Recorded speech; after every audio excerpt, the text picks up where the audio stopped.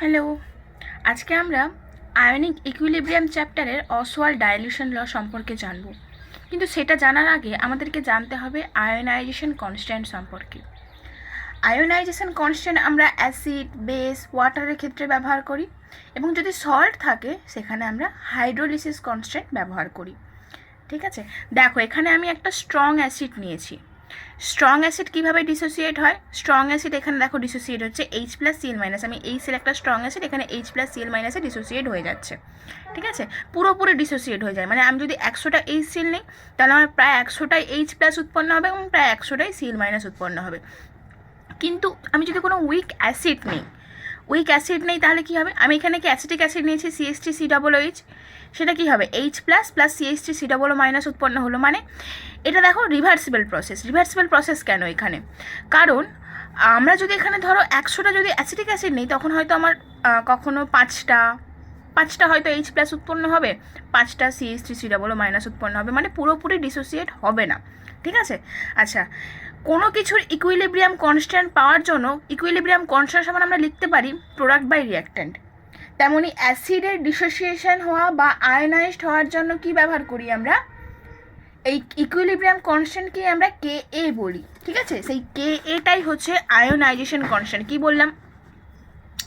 Equilibrium constant সমান product by reactant.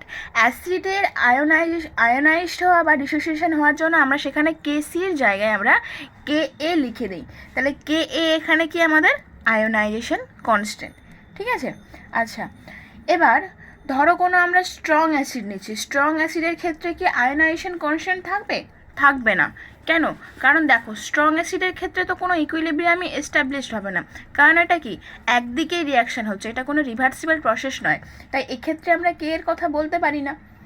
যদি আমরা কোনো বইতে কিন্তু লেখা থাকে যে কে এর মান একটা স্ট্রং অ্যাসিডের ক্ষেত্রে কিন্তু ভেরি লার্জ হয়, খুব লার্জ। সেটা কেন হয় সেটা বলছি। আচ্ছা, যদি আমরা কোনো উইক অ্যাসিড নিই তখন কি হবে বলো তো? উইক অ্যাসিড নিই CH3COOH H plus CH3COO minus. ধরো একটা উইক অ্যাসিড আমি এখানে লিখছি HA। রিভার্সিবল প্রসেস কি উৎপন্ন হচ্ছে? H plus plus A minus উৎপন্ন হচ্ছে। এক্ষেত্রে আমি আয়োনাইজেশন কনস্ট্যান্ট KA সমান লিখতে পারি কি? একই রকম প্রোডাক্ট বাই রিঅ্যাক্ট্যান্ট। প্রোডাক্ট এখানে কে আছে? এইচ প্লাস এ মাইনাস আছে, সো আমি লিখতে পারি H plus A minus by HA। So এটা কি আমাদের এইভাবে আমরা কি লিখতে পারি? আয়োনাইজেশন কনস্ট্যান্ট কি প্রোডাক্টের কনসেন্ট্রেশন বাই রিঅ্যাক্ট্যান্টের কনসেন্ট্রেশন। ঠিক আছে, দেখো যদি স্ট্রং অ্যাসিড হয় সেখানে সে তো প্রচুর পরিমাণে এইচ প্লাস মানে কি বলবো লুজ করবে। স্ট্রং অ্যাসিড হলে সে প্রচুর পরিমাণে এইচ প্লাস লুজ করবে, তাহলে কি সেক্ষেত্রে এইচ প্লাসের মানটা প্রচণ্ড বেশি হয়। তাই আমরা বলতে পারি KA is very large for strong acid. ঠিক আছে, তাই এখানে কি KA বলার দরকার নেই। আমার কি বলবো, স্ট্রং অ্যাসিডের ক্ষেত্রে KA বলার দরকার নেই, কারণ সেখানে ইকুইলিব্রিয়ামই কোনো এস্টাবলিশ হয় না। এবার যদি আমরা উইক অ্যাসিড নিই তখন কি হবে? ঠিক আছে, এবার আমি যদি বলি তোমাকে আমি একটা অ্যাসিড নিচ্ছি, অ্যাসিটিক অ্যাসিড আর ফর্মিক অ্যাসিড। অ্যাসিটিক অ্যাসিড নিচ্ছি বা ফর্মিক অ্যাসিড বা তোমার কি নিচ্ছি এখানে কার্বনিক অ্যাসিড নিচ্ছি। ঠিক আছে, বলছি যে এই দুটোর মধ্যে কে স্ট্রং? এরা তো নিজেরা একটা উইক অ্যাসিড, কিন্তু এই দুটোর মধ্যে কে স্ট্রং এটা কিভাবে আমরা বুঝবো? দেখো আমি এখানে দুটো উইক অ্যাসিড নিয়েছি, এরা উইক অ্যাসিড, আমি এদেরকে বলছি এদের মধ্যে কে স্ট্রং। এটা আমরা কিভাবে বলবো? এটা আমরা বলবো, দেখো এখানে কি আয়োনাইজেশন কনস্ট্যান্ট KA সমান কি এইচ প্লাসের কনসেন্ট্রেশন ইন্টু এ মাইনাসের কনসেন্ট্রেশন বাই HA। তাহলে আমি বলতে পারি এই দুটো অ্যাসিডের মধ্যে যে সব থেকে বেশি এইচ প্লাস লুজ করবে, মানে যার এইচ প্লাসের কনসেন্ট্রেশন যত বেশি হবে সে আমার তত স্ট্রং হবে। উইক অ্যাসিডেরা, কিন্তু যার এইচ প্লাসের কনসেন্ট্রেশন যত বেশি হবে সে আমার তত স্ট্রং হবে এই দুটোর মধ্যে। আচ্ছা, আমি যদি এখানে এইচ প্লাসের কনসেন্ট্রেশনটা বাড়াই, যদি আমি এইচ প্লাসের কনসেন্ট্রেশনটা যদি বাড়ে তাহলে তো আমার এই কে এর মানটাও বাড়বে। তাহলে আমি বলতে পারি যার আয়োনাইজেশন কনস্ট্যান্টের মান যত বেশি সে তত বেশি স্ট্রং। এখান থেকে এই কনক্লুশনটাই বেরালো, যার আয়োনাইজেশন কনস্ট্যান্টের মান যত বেশি হবে সে তত বেশি স্ট্রং অ্যাসিড হবে। তাহলে কে এর মান দিয়ে আমরা কি করব? কে স্ট্রং বা কে কি বলবো কে উইক সেটা আমরা বলতে পারবো। আমাদের কাছে অপশান থাকলে আমরা বলতে পারবো, ঠিক আছে। এই কে এর মান কিন্তু টেম্পারেচারের উপর নির্ভর করে, উষ্ণতার উপর নির্ভর করে। বইয়ে যত কে এর মান দেওয়া থাকে সব কিন্তু 298, তোমার 298 কেলভিনে কিন্তু মান দেওয়া থাকে।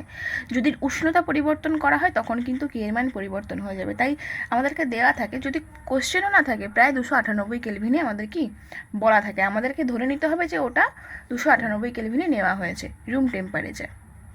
আচ্ছা, সো কে এ যেমন কি আমাদের কি বলবো, অ্যাসিডের ক্ষেত্রে, তোমার বেসের ক্ষেত্রে কি হবে, একটা উইক বেসকে যদি আমরা ডিসোসিয়েট করি কি হবে, M plus plus O H minus, সেখানে কেবি সমান কি এম প্লাসের কনসেন্ট্রেশন ইন্টু এইচ মাইনাসের concentration by M O H. একই রকমভাবে বেসের ক্ষেত্রে এখানে বি দেব, আর অ্যাসিডের ক্ষেত্রে আমরা কে এ লিখব। তেমন এখানে বলতে পারি যার ওইচ মাইনাসের কনসেন্ট্রেশন যত বেশি হবে তার কেবির মান তত বেশি হবে। তাই একটা বেসের ক্ষেত্রেও যার কেবির মান বেশি সে তত বেশি মোর বেসিক হবে, সে তত বেশি বেস হবে, তাই না? আমরা এভাবেও কিন্তু বলতে পারি আয়নাইজেশন কনস্ট্যান্টের মান যদি দেওয়া থাকে। আমরা আয়নাইজেশন কনস্ট্যান্ট জেনে গেলাম, এবার আমরা জানবো অসওয়াল্ড ডাইলিউশন ল। অসওয়াল্ড ডাইলিউশন ল এর জন্য জানার জন্য আমাদেরকে আয়নাইজেশন কনস্ট্যান্ট সম্পর্কে জানাটা খুব দরকারি। এই লটা কি বলে, এই লয় বলা হয়েছে the degree of dissociation of a weak electrolyte is directly proportion to the square root of dilution. মানে আমরা মৃদু বেস বা মৃদু অ্যাসিডের মধ্যে যত জল ঢালবো তার আয়নায়ন মাত্রা তত বাড়বে। এবার আয়নায়ন মাত্রা বা আলফা কি, আলফা হচ্ছে number of mole dissociated per mole of reactant, মানে এক মোল থেকে কত মোল আমার ডিসোসিয়েট হচ্ছে, ওই উইক অ্যাসিড বলো উইক বেস বলো, মানে এক মোল থেকে আমার কত মোল, মানে আলফা মোল কি হচ্ছে ডিসোসিয়েট হচ্ছে। এবার এখানে আমরা কি করছি দেখো, এই কি বললো যে না আলফা এই আয়নায়ন মাত্রা একটা মৃদু তড়িৎ বিশ্লেষণের ক্ষেত্রে সেটা হচ্ছে কার ক্ষেত্রে প্রপোর্শনাল, একটা কি বলবো ডাইলিউশনের সাথে প্রপোর্শনাল, মানে আমরা যত জল ঢালবো মানে ভলিউমটা যত বাড়াবো কি হবে তার আমার আলফার মানটা তত বাড়তে থাকবে, ঠিক আছে। ধরো এখানে একটা উইক অ্যাসিড নিয়েছি, এইচ প্লাস এ মাইনাস, প্রথমে ছিল 1 মোল নিয়েছি, তখন এটা 0 at time equals to t equals to 0 at ইকুইলিব্রিয়ামে কী হবে, ধরো 1 থেকে আলফা মোল বিয়োজিত হয়েছে, so 1 minus alpha alpha alpha. এবার কি আমরা জানি কে সমান কি H plus into A minus by এইচে। এবার আমি এখানে কি লিখতে পারি, আমরা এখানে লিখব alpha into alpha by 1 minus alpha, কিন্তু এটা ঠিক নয়, কারণ এটা তো শুধুমাত্র মোল আছে। আমরা কনসেন্ট্রেশন সমান কি জানি, কনসেন্ট্রেশন হচ্ছে number of moles by volume. আমাকে একে কী করতে হবে, ভলিউম দিয়ে ভাগ করতে হবে। দেখো প্রত্যেকটা ভলিউম দিয়ে ভাগ করে নিচ্ছি, ভি ভি ভি, সেক্ষেত্রে কী হচ্ছে alpha by V into alpha by V by 1 minus alpha by V, বলতে পারি alpha square by V square by 1 minus alpha by V. তাহলে কি এটা লিখতে পারি alpha square by V into 1 minus alpha. So এটা আমরা এখানে লিখতে পারি। জিনিস লক্ষ্য করো, ফর উইক ইলেকট্রোলাইট আলফার মানটা কিন্তু লেস দেন 5%, আর ফর স্ট্রং ইলেকট্রোলাইট আলফার মানটা কিন্তু গ্রেটার দেন 99%। তাহলে কি বলো তো, উইক ইলেকট্রোলাইট কি আমার 5% মানে হচ্ছে যে আমার হচ্ছে আলফার মান 0.05 মোলের থেকেও কম, আর এটা কি তোমার 0.9 মোলের থেকেও এটা কি বেশি হবে আলফার মান ফর স্ট্রং ইলেকট্রোলাইট। তাহলে উইক ইলেকট্রোলাইটের ক্ষেত্রে আলফা কিন্তু খুবই কম। তাহলে আমি এখানে বলতে পারি 1 মাইনাস আলফা হচ্ছে যে তোমার 1-এর সাথে সমান, আলফার মান যেহেতু অনেক কম তাহলে 1 মাইনাস আলফা কি 1-এর সাথে সমান। তাহলে সেখানে যে বেড়ালো আমাদের কে এ সমান alpha square V into 1 minus alpha, তাহলে এই 1 মাইনাস আলফাকে আমি 1 ধরে নিচ্ছি, তাহলে কে সমান আলফা স্কোয়ার বাই ভি। তাহলে কি হলো আলফা স্কোয়ার সমান কে এ ইন্টু ভি, তাহলে আলফা সমান √(() কে এ ইন্টু ভি। দেখো কে কিন্তু কি আয়নাইজেশন কনস্ট্যান্ট, একটা কনস্ট্যান্ট ভ্যালু, তাহলে আমি বলতে পারি আলফা প্রপোর্শনাল টু √(() ভি, মানে degree of dissociation is proportional to square root of volume. মানে আমরা যত ভলিউম বাড়াবো, ভলিউম মানে কি আয়তন, জলের আয়তন বাড়াচ্ছি, মানে ডাইলিউট করছি সলিউশনটাকে, যত ডাইলিউট করবো তার কি ডিগ্রি অফ ডিসোসিয়েশনে কী হবে আমাদের বাড়বে, ঠিক আছে। ফর উইক ইলেকট্রোলাইটের ক্ষেত্রে কি হবে, আমরা যত ভলিউম বাড়াবো তার আয়নায়ন মাত্রা বা ডিগ্রি অফ ডিসোসিয়েশন আমাদের কি হবে, তত বাড়বে। এটাই কি আমাদের অসওয়াল্ড ডাইলিউশন ল। এটাকে আরও একভাবে আমরা বলতে পারি।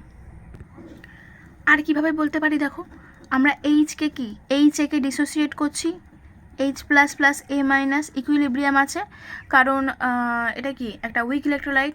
আচ্ছা, এবার এখানে আমি কে এ কি লিখতে পারি, কে, আচ্ছা প্রথমে ধরছি দেখো, প্রথমে ধরো এইচের কনসেন্ট্রেশন হচ্ছে সি, এটা 0 0 অ্যাট কি টাইম টি ইকুয়ালস টু 0, তাহলে অ্যাট এ টাইম টি বা টি ইকুয়ালস টু টি ইকুইলিব্রিয়ামে আমি কী বলতে পারি দেখো, আলফা আসবে এখানে, 1 মোল থেকে যদি আলফা পরিমাণ ডিসোসিয়েট হয়, সি মোল থেকে কত ডিসোসিয়েট হবে, আলফা সি, তাহলে এখানে কত উৎপন্ন হবে, আলফা সি আলফা সি। তো এটা কত পড়ে থাকবে, C minus alpha C, C 0 0, C minus alpha C alpha C alpha C. So এখান থেকে আমি কি দেখো আয়নাইজেশন কনস্ট্যান্ট লিখছি, কে এ সমান alpha C into alpha C by C minus alpha C. তো এটাকে আমি কি লিখতে পারি, alpha square C square by C minus alpha C.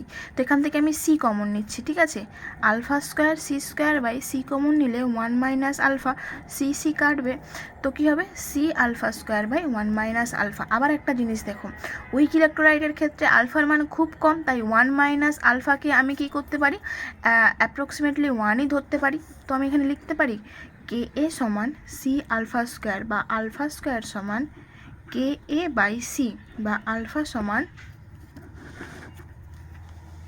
Root over of K A by C. তো কে একটা কনস্ট্যান্ট, তো alpha proportional to 1 by root C.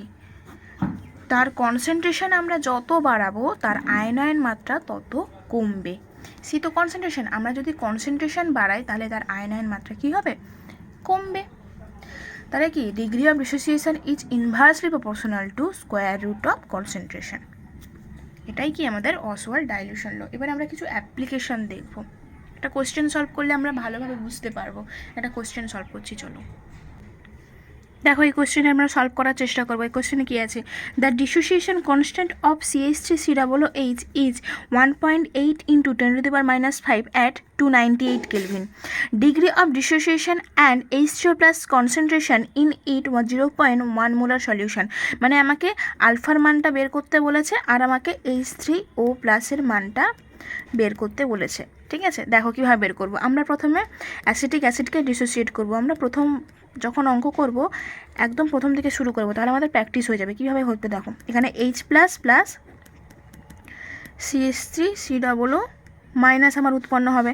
So এখানে ইকুইলিব্রিয়াম কনস্ট্যান্ট যাই বলো, ডিসোসিয়েশন কনস্ট্যান্ট কে এ, অ্যাসিড তো তাই কে এ কী লিখতে পারি, H প্লাসের কনসেন্ট্রেশন আর CH3COO মাইনাসের কনসেন্ট্রেশন বাই তোমার CH3COOH হবে, ঠিক আছে। সো এটা দেখো প্রথমে কি হচ্ছে, প্রথমে টাইম টি ইকুয়ালস টু 0-তে এটা সি ছিল 0 ছিল 0 ছিল, করেছিলাম একটু আগে। এটা কি, এটা হবে C minus alpha C alpha C alpha C. তো এখানে আমি লিখতে পারি কে এ সমান alpha C into alpha C by C minus alpha C.